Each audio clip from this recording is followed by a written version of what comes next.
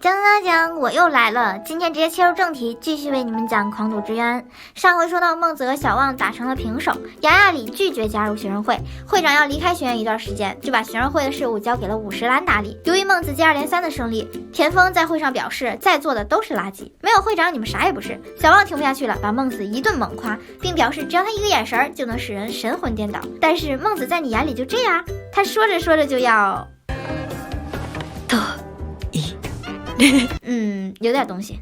百合子赞同小望的观点，他觉得孟子对会长的威胁很大，于是就将应对孟子的艰巨任务交给了宣传委员优雅美。田丰给他出谋划策，早上孟子收到了一封信，导致他一上午都保持着迷之微笑。黄一月来找孟子帮忙，为了打通与财政界的关系，父亲花了大价钱让他进入学生会，如果他做不到的话，父亲就会和他断绝关系，他也就没有办法继承家产了。他听说孟子要挑战会长，所以就过来抱大腿，并表示自己可以做提款机。孟子也是非常欢迎，他说一起享受过赌博就算是朋友。恭喜孟子的后宫又添了一名新成员。这反应过于真实了。另一边呢，优雅美其实是现役偶像，招牌式的微笑加上亲切的态度，使得她在学业里拥有大批的男粉。私底下她却一直觉得那些粉丝很恶心，但是为了梦想，她忍了。孟子答应了优雅美的赌约，他和梁太一同去找优雅美。由于对方是明星的缘故，进门前就要先搜身。赌局的名字相当梦幻，叫做一流偶像决定战，而且还要现场直播，筹码是5000万。孟子要是输了的话，就必须和他组成偶像组合，名字他都想好了。那还玩啥呀？你俩直接一次位出道不就完事儿了？看他说的天花乱坠，孟子开始戳穿了他伪善的表象。他拿出一封被优雅美撕毁的信，字里行间都是粉丝满满的爱意。优雅美露出了真实的样子，他从小的梦想就是进入好莱坞，获得奥斯卡金像奖。为了走捷径，他做了偶像。当粉丝用全是汗的手握住他的时候，他觉得很恶心。我这样说，少女好演绎呀。孟子把这件事藏在了经纪人身上的录音笔里，并且作为赌博的筹码。粉丝的信原本是锁在房间里的，所以他们推测学生会里面有内鬼。赌局设在舞台上，优雅美依然是甜美可爱，跟班3人组也抵达了战场。在优雅美的介绍之下，孟子闪亮登场，一换造型差点认不出来了。这次赌局和伍子棋相似，两人依次掷骰子，然后完成点数对应的任务，赢的人可以在棋盘上放1枚棋子，3枚棋子连成一条线则为胜利。赌局开始，孟子和优雅美不分上下。赌局接近尾声的时候，优雅美开始故意输给孟子，企图在最后一局将其一网打尽。最后一局的规则是抽取1名观众，两人分别写下他们的生日月份，最接近正确答案的人胜出。优雅美早就把粉丝的生日熟记于心，但是她万万没想到，抽到的观众居然是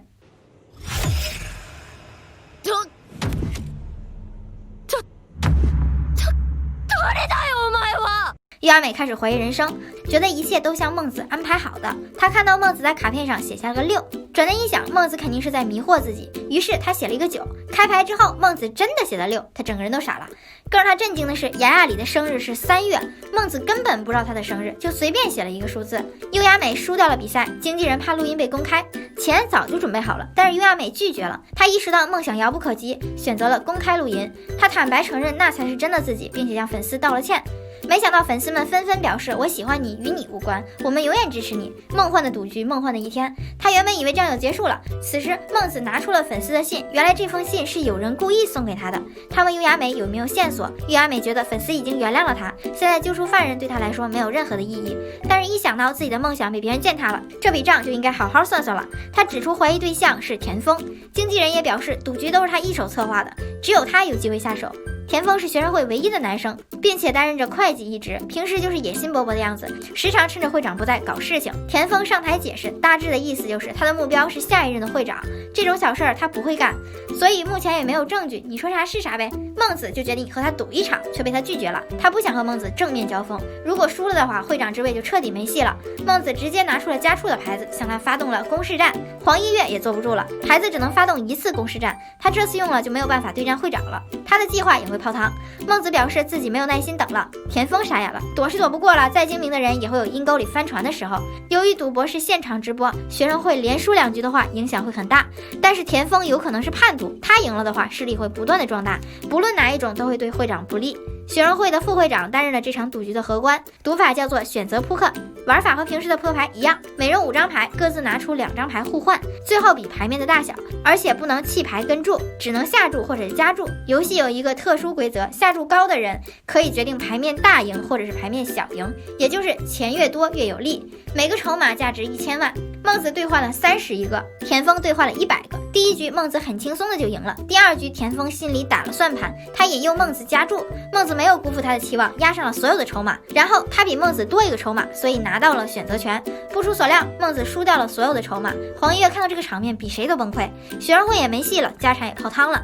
荷官问孟子是否还要继续，他问黄一月能出多少筹码，黄一月一脸懵逼。孟子又提醒他，前几天你说了要加入我，这次你不表示吗？旁边的田丰也不甘示弱，他对黄一月说，当时觉得你和我一样有野心，因为有共同点，我对你感到亲切，但是你没有实现野心的实力，结果输得和丧家犬一样，你根本就没有走向王道的能力。不过我还可以帮你回到学生会，就看你这次怎么选了。这越听越像 PUA 呀。那么黄一月究竟会站在哪一边？这场赌局究竟谁胜谁负呢？今天的故事就先到这里啦，我们下期直通大结局。后排温馨提示，赌博猛于虎，为了您和家人的幸福，要远离赌博哟。那么故事到这里就结束啦，喜欢的观众老爷别忘了点赞、评论、关注、订阅我的频道，打开小铃铛，随时收获更多精彩故事。比心。